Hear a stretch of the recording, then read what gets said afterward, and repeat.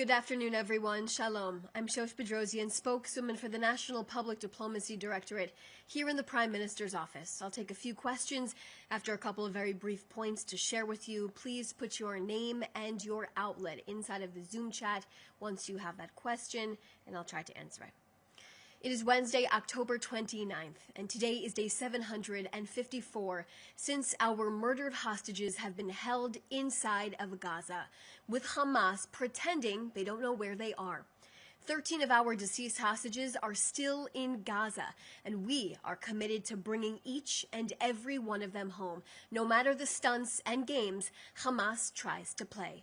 We open today with deep sorrow, bearing the weight of the most painful news, the loss of one of our courageous soldiers.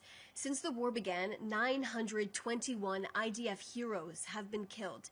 These are not just numbers. Each one had a story, a future, and was a whole world that's now gone.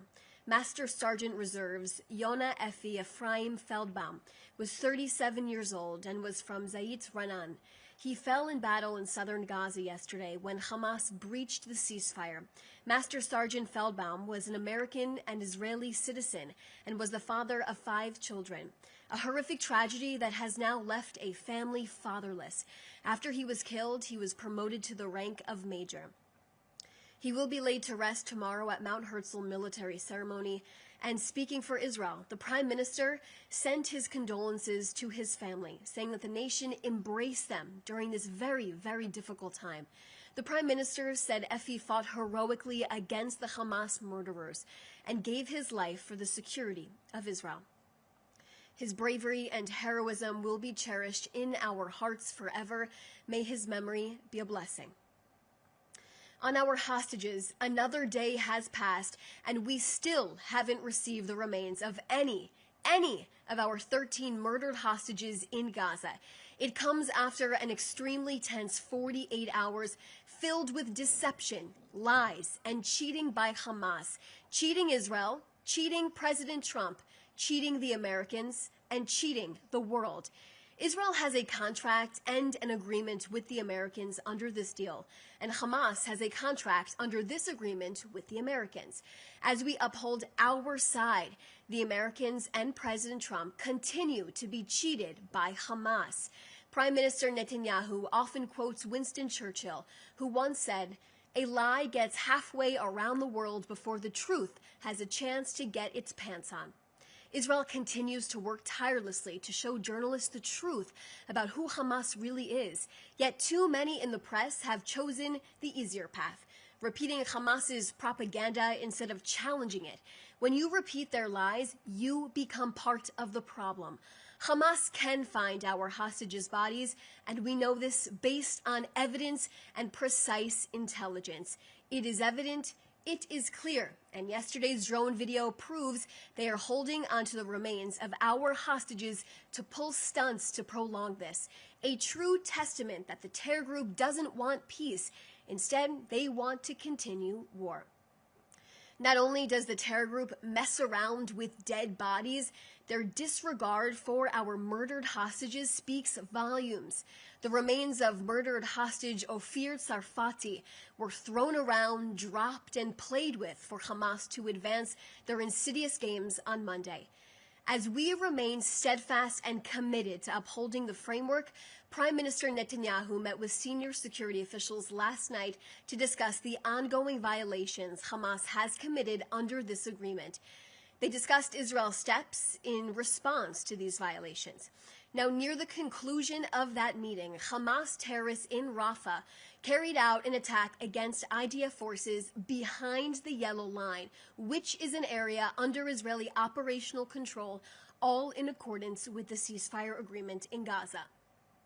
Following the security consultations, Prime Minister Netanyahu personally gave the order for the military to immediately carry out forceful strikes in the Gaza Strip that were direct and precise on Hamas terrorists and their infrastructure. Around 20 airstrikes took place in response to our soldier being attacked and killed. The Prime Minister made the decision with the IDF and then informed President Trump before the action was taken. It was a decision wholly made by the Prime Minister, although he gave the Americans a heads up before it took place. Hamas violated the framework by not returning all of our hostages 16 days ago and attacking our forces. Israel has overall security control, and it will enforce the framework in coordination with the U.S. allies, our U.S. allies. The media coverage made it clear that the announcement exposing Hamas's staged retrieval of one of our hostages did not generate immediate attention.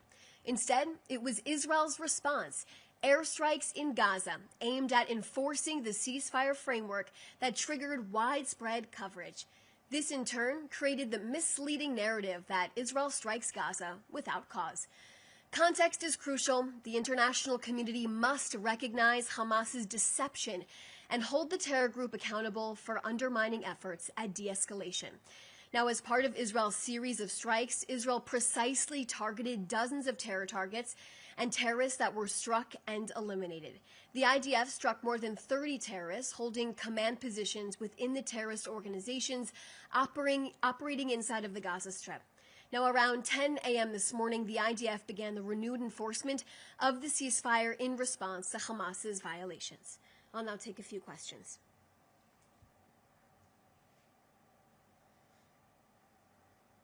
From Kano Wantabe, excuse me, I don't know how to pronounce this, Nikkei Japan. Will Israel conduct airstrikes in Gaza if there's a violation of the ceasefire deal by Hamas? How can we say that ceasefire is being held when the IDF conducts the attack occasionally? So clearly, I can tell how you're framing this question, and it's quite unfortunate because you are also in part of the camp who decided to probably just report Israel strikes Gaza. Israel struck Gaza and specifically targeting terrorists and its infrastructure in the Gaza Strip for a reason. One of our soldiers was killed and other soldiers were attacked yesterday. And this is why Israel conducted its strikes. And also to enforce the ceasefire agreement. Let's not forget, I will continue to reiterate day after day, we are demanding for all of our hostages to be returned. Hamas violated this ceasefire agreement 16 days ago. We were supposed to get all of our hostages back within a 72-hour window. Here I am, day 16 days later, and we still have 13 deceased hostages in captivity. As you can clearly see from yesterday's video that was released from our IDF drones, you can see Hamas has no interest in really returning our hostages. They just have an interest in keeping this war going. Or Shaked from Israel Hayom. There are reports that 2 bodies of hostages will be delivered to the ICRC by Hamas. Can you confirm that will be the case? And are there any indications that this is happening tonight? Or we did see those reports. In terms of that, Israel is ready at all times to receive our deceased hostages, although we have not received any indication they will be coming back right now. Hannah Julian from the Jewish Edition. Why is Israel continuing to support and observe the ceasefire when Hamas is not holding up its end of the deal and 13 murdered hostages still remain in Gaza? We are working extremely close with our American partners on this in full coordination, hand in hand. So every step that we take, we are coordinated with them. We want to see this war end. We want to see the 20-point plan come to fruition. We want to see Gaza pose no threat to the state of Israel. And we want to ensure Hamas has no part in governing the Palestinian people in the future. They are demilitarized, they are disarmed, Gaza is demilitarized as well, and demanding for the release of our 13 murdered hostages. So of course, Hannah, we are watching this very, very closely. Our patience is starting to run out after Hamas made a commitment to President Trump and the Americans that they will deliver on this plan. Here we are 16 days later, Hannah, and we still don't have our 13 hostages back. Our patience is running out for Hamas.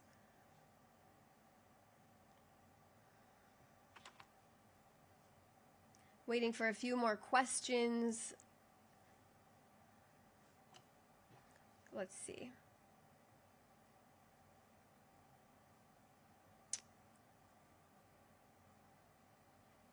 Okay, so those are all the questions that I see right now. If anybody, of course, has any other questions, you can feel free to reach out to us here at the Prime Minister's office.